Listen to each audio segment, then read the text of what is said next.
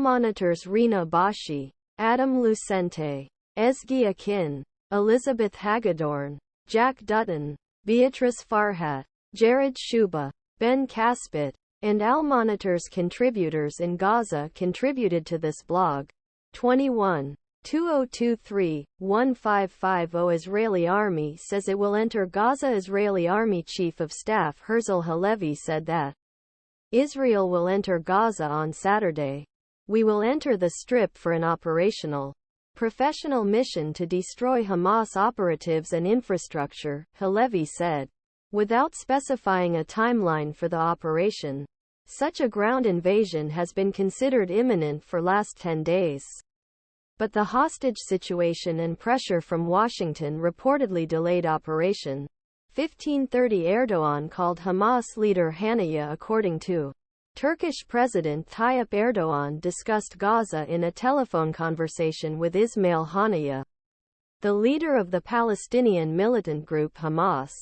Erdogan told Haniyeh about Ankara's efforts for a ceasefire, humanitarian aid reaching Gaza, and possible treatment of the wounded in Turkey.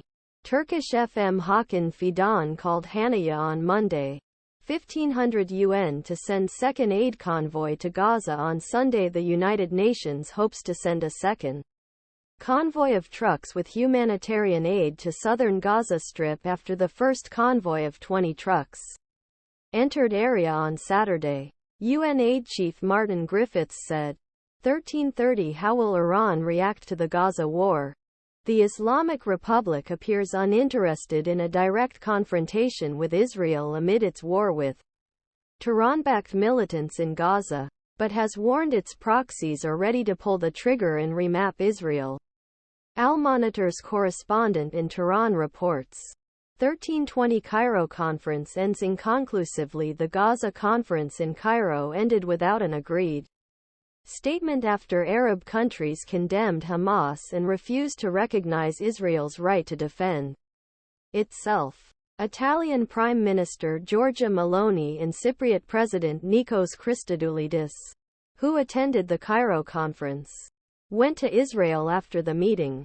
1230 casualties on the Lebanese border. Casualties were reported along the Israel-Lebanon border on Saturday as the military traded fire with Iran-backed militant group Hezbollah over fears of a new front opening as Israel fights Hamas.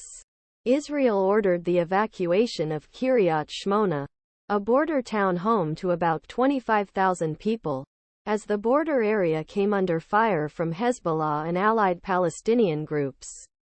Hezbollah said one of its fighters was killed in Israel and 2 Thai agricultural workers were injured. According to emergency services, 1030 Jordan's King Abdullah calls Palestinian displacement a war crime. Jordan's King Abdullah said in his opening speech at the Cairo Peace Summit on Saturday that displacing Palestinians from Gaza would be a war crime. He also warned against double standards in the treatment of Palestinians. Palestinian lives matter less than Israeli lives. Our lives are less important than other lives. The application of international law is optional. Human rights have limits, he said. 0836 Israel T.